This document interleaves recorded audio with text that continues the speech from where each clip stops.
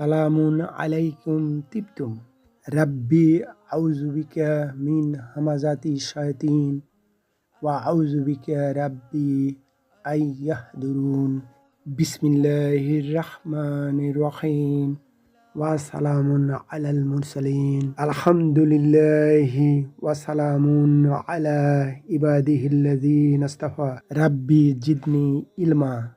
প্রিয় মুহতারাম, আপনি যদি আল কোরআনুল মাজিদ জীবনে একবারও বুঝে পড়তে চান তাহলে এই ক্লাস আপনারই জন্য। সাধারণভাবে সাদা কালো আরবি অক্ষরে ছাপানো আল কোরআনুল কারীম তেলাওয়াত করলে বা পড়া হলে বোঝা যায় না যে কোন শব্দ কোন বৈশিষ্ট্যের বা কোন পদের। কিন্তু আমাদের ক্লাসে চেষ্টা করা হয়েছে কালার কোড দ্বারা প্রতিটি শব্দ পৃথক করা এবং একটি শব্দের মধ্যে লুকিয়ে থাকা অন্য শব্দকে বের করা পাঠক বৃন্দের বোঝার সুবিধার স্বার্থে। যেমন স্লাইডের মাঝখানে আল কোরআনুল মাজিদের একটি আয়াতের দিকে লক্ষ্য করুন। এখানে প্রথম শব্দ সাতাজিদুনি একটি শব্দ নয়, বস্তুত এখানে 4টি শব্দ। এখানে সা হলো হরফ বা প্রিপোজিশন, অর্থ হলো শীঘ্রই, আর তা হলো দুমির মুত্তাসিল বা অ্যাটাচড সাবজেক্টিভ প্রোনাউন, অর্থ হলো তুমি বা আপনি।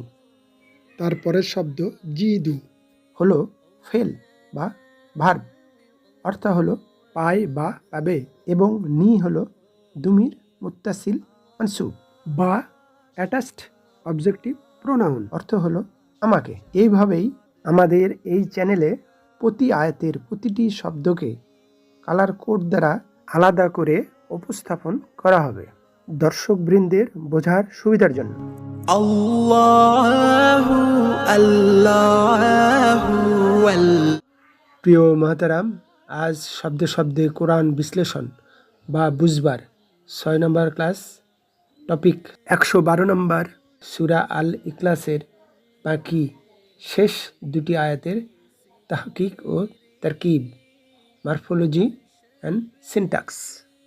আজকে সর্বপ্রথম দেখে নিই আলোচ্য 3 নম্বর আয়াতের আরবি টেস্ট। লাম ইয়ালিদ ওয়ালাম ইউলাদ। পরে পরে আমরা দেখে নিই এই আরবি আয়াতের সরল বাংলা অনুবাদ। তিনি কাউকে জন্ম দেননি আর তাকেও জন্ম দেওয়া হয়নি। আজকের আয়াত বা 3 নম্বর আয়াতের প্রথম শব্দ লাম। এটি একটি হরফু জাজমি, যজম বা সুকুন প্রদানকারী একটি হরফ প্রিপোজিশন পার্টিকেল। এই হরফু জাজমি সহ এই চারটির সবগুলো ইন, লাম, লাম্মা, ওয়াল ফাল্লি। এগুলো হরফু জাজমি আসার পর শুধুমাত্র মোদারিকে মাজজুম করবে, মাদি বা কোনো ইসমকে মাজজুম করবে না। এটা আমাদের মাথায় রাখতে হবে। এইসব হুরুফি জাজমি কোরআনুল মাজিদে শতবার ব্যবহার হয়েছে, যেমন এই আয়াতে ব্যবহার হয়েছে। হরফু জাজমি লাম, এটা মোদারিকে মাজজুম করে এবং মোদারিকে অতীতের অর্থ করে দেয়, এবং এটি একটি নেগেটিভ পার্টিকেল, অর্থাৎ নাবাচক অব্যয়।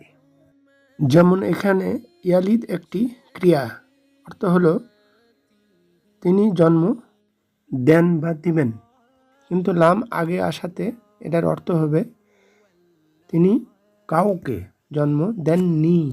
এই ক্রিয়াটি ওয়াজাদা ইয়াজিদু বা এফ সাবগ্রুপের একটি বর্তমান ভবিষ্যৎকালের ক্রিয়া। অ্যাডভান্স লেভেলে এই ধরনের ক্রিয়াকে মিসাল ক্রিয়া বলে, আর এটা যে বর্তমান ভবিষ্যৎকালের ক্রিয়া সেটা কিভাবে বুঝলাম? সাবজেক্ট প্রিফিক্স হিসাবে আগে এসেছে। যদি সাবজেক্ট পরে আসতো তাহলে তখন আমরা নিশ্চিত বলতে পারতাম ওই ক্রিয়াটি অতীতকালের ক্রিয়া। অর্থাৎ সবুজ কালারের অক্ষর আলিফ, তা, ইয়া, নুন যে কোনো একটি। তাই না, যদি কোনো ক্রিয়ার পূর্বে আসে তাহলে সহজেই বুঝবো যে ওই ক্রিয়াটি মুদারি ক্রিয়া, বর্তমান ভবিষ্যৎকালের ক্রিয়া। বেসিক্যালি এই ইয়ালিদু এখানে হওয়ার কথা ছিল, কিন্তু লামের কারণে তা মাজজুম হয়েছে। পরের শব্দ ওয়া, হরফ ওয়াতফিন, কনজাংশন, সংযোগকারী অব্যয়। এবং পরের শব্দ আবারও লাম, না ওই একই হরফু জাজমি। পরের শব্দ ইউলাদ, এটা একটি ক্রিয়া, কিন্তু এটা ওয়ালাদা ক্রিয়ারই মাঝুল প্যাটার্ন, প্যাসিভ ভয়েস। এই মাঝুল ক্রিয়াটি বা প্যাসিভ ভয়েসটি ক্রিয়ার কনজুগেশনের কোন প্যাটার্নে, কোন ধাপে আছে বা কোন সিগাতে আছে সেটা আমরা জানার চেষ্টা করি। আমরা দেখতে পাচ্ছি এই ক্রিয়ার মাঝুল প্যাটার্নটি কনজুগেশন টেবিলের 6 ও 7 নম্বর ধাপে আছে। মাদি ও মোদারি ফর্মে আরবি ক্রিয়ার মাঝুল করার একটি সাধারণ নিয়ম হলো এই ক্রিয়ার প্রথম অক্ষর পেশ হবে মাদি ও মোদারির দুটোতেই, এবং মাঝের অক্ষর মাদির বেলায় জের হবে এবং মোদারির বেলায় জবর হবে, এবং শেষ অক্ষর শশ আলামত বজায় থাকবে, অর্থাৎ মাদির বেলায় জবর এবং মোদারির বেলায় পেশ হবে। আর একটি কথা, বাংলা ও ইংলিশের সাথে আরবি মাঝুল ক্রিয়ার বড় পার্থক্য হলো আরবিতে কর্তা ও ফাইল পুরোপুরি অজ্ঞাত থাকবে, বাংলা ও ইংলিশে কর্তা ও ফাইল অন্য ফর্মে থাকে, অর্থাৎ অবজেক্ট ফর্মে থাকে।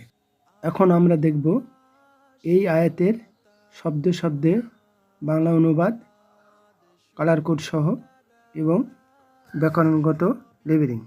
পরের বা শেষ 4 নম্বর আয়াতের প্রথম শব্দ ওয়া এবং তার পরের শব্দ লাম, এই দুটো শব্দ সম্পর্কে মোটামুটি আমরা জেনেছি, শিখেছি আগের আয়াতগুলোতে। এই আয়াতের 3 নম্বর শব্দ ইয়াকুন, হয়েছে বা হবে। এটার মাদি রূপ কানা এবং মাদ্দা বা মূল অক্ষর কাফ ওয়া নুন, কাওয়ানা। কাওয়ানা থেকে কিভাবে কানা হলো তা আমরা কলার বেলায় শিখেছি। এটি একটি ইনফিনাইট ভার্ব। এটা ইংলিশের ওয়াজ আয়ার এবং মদারি রূপ এম ইজের মতো অক্সিলারি ভার্ব বা টু বি ভার্ব হিসাবে ব্যবহার হয়। এই কানা জুমলাতুল ইসমের আগে এসে ইসমকে মারফু করে এবং খবরকে মানসুব করে, ঠিক ইন্নার উল্টাটা। কানার পরে ইসমকে ইসমু কানা এবং খবরকে খবরু কানা বলা হয়। এই কানা ক্রিয়ার ব্যবহার কোরআনুল মাজিদে প্রচুর আছে, তাই কানার পুরো কনজুগেশনটা দিয়ে দেওয়া হলো। এই ক্রিয়াটি আজওয়াব বা এই সাবগ্রুপের ক্রিয়া, অর্থাৎ যার মধ্যের অক্ষর দুর্বল। হরফু জাজমি লাম আসাতে ইয়াকুন হয়েছে, মাজুম হয়েছে। পরের শব্দ লাহু। বস্তুত এখানে দুটো শব্দ, লি হবজার অর্থ জন্য এবং প্রিপোজিশন অবজেক্ট হু, তার 6 নম্বর চার্টের হরফ। উচ্চারণে একই রকম হলেও এসব দমির বা প্রোনাউন বা সর্বনাম ব্যবহারের উপর ভিত্তি করে তার অবস্থার পরিবর্তন হয়। এই একই হু কখনো সে, কখনো তার, কখনো তাকে। কন্টেক্সটের পরিবেশই বলে দেয় কখন কোন অবস্থানে কোন অর্থ হবে। লিহু উচ্চারণে ভারী, আরবদের কাছে লিহু উচ্চারণ করতে কঠিন মনে করে, তাই সহজ করার জন্য লিহু লাহু হয়েছে। আবার নুন লামের সাথে ইদগাম হয়েছে, এজন্যই লামের উপর তাজদিদ হয়েছে, তাই উচ্চারণের সময় বা পড়ার সময় নুন উচ্চারণ করতে হয় না। পরের শব্দটি কুফুয়ান। এই শব্দটি কাফা সে সমতুল্য হয়েছে, এটি একটি ক্রিয়া, এটার মাজদার বা ক্রিয়ামূল কুফুউন, এখান থেকে কুফুয়ান হয়েছে, এটা খবরুকানা, তাই তা মানসুব হয়েছে। ব্যাকরণের নিয়ম অনুসারে হামজা উঠে যে কুফুয়ান হয়েছে। পরের শব্দ আহাদুন, এটি একটি ইসম। ইতিপূর্বে এটার অর্থ দেখেছি এক ও অদ্বিতীয়, কিন্তু আমরা জানি শুধু আরবি ভাষা না, যে কোনো ভাষায় একটি শব্দের অর্থ একাধিক হতে পারে, সেটাই এখানে হয়েছে। আহাদুন এখানে অর্থ হবে কেউ। আরেকটি বেশ ইন্টারেস্টিং বিষয়, তা হলো আহাদুন হলো ইসমুকানা, আর ইসমুকানা ব্যাকরণের নিয়ম অনুসারে খবর কানার পূর্বে থাকার কথা, অর্থাৎ মোকাদ্দাম হওয়ার কথা, কিন্তু তা মক্কার হয়েছে এবং খবরুকানা মোকাদ্দাম হয়েছে, যা মক্কার হওয়ার কথা। এটা হয়েছে একমাত্র বাক্যে এমফাসিস দেওয়ার জন্য, যেমন আহাদুনের অর্থ কেউ হওয়ার কথা। বাক্যে স্ট্রাকচার চেঞ্জ হওয়াতে কেউ না হয়ে হবে কেউই, একটা প্রত্যয় যোগ হবে, আর বাকিটা অনুভবের বিষয়। এমফাসিসের ব্যাপারে যে যা পারে সেইভাবে অনুবাদ করতে পারে পাঠকের জ্ঞানের পরিধি অনুসারে। এই জন্যই তো আরবি আয়াতের অনুবাদ এক একজন স্কলার এক একভাবে করে থাকেন। আল্লাহ সুবহানাহু ওয়া তাআলা সেই স্বাধীনতা দিয়েছেন বা সেই সুযোগটা রেখেছেন। এটাই তো কোরআনুল কারীমের মজেজা। এখন আমরা দেখব কালার কোড সহ এই আয়াতের শব্দে শব্দে অনুবাদ এবং সাথে সাথে এটার গ্রামাটিক্যালি লেবেলিং। প্রিয় মোহতারাম, আজ এই পর্যন্তই। অমা তৌফিকি ইল্লা বিল্লাহ, আলাইহি তাওয়াক্কালতু ওয়া ইলাইহি উনীব। এই চ্যানেলটি ভালো লাগলে প্লিজ একটি লাইক দিন, সাবস্ক্রাইব আইকনটিতে প্রেস করুন, পাশের অল আইকনটিতে ক্লিক করুন। মাশা আল্লাহ, লা কুওয়াতা ইল্লা বিল্লাহ। আসসালামু আলাইকুম ওয়া রাহমাতুল্লাহ।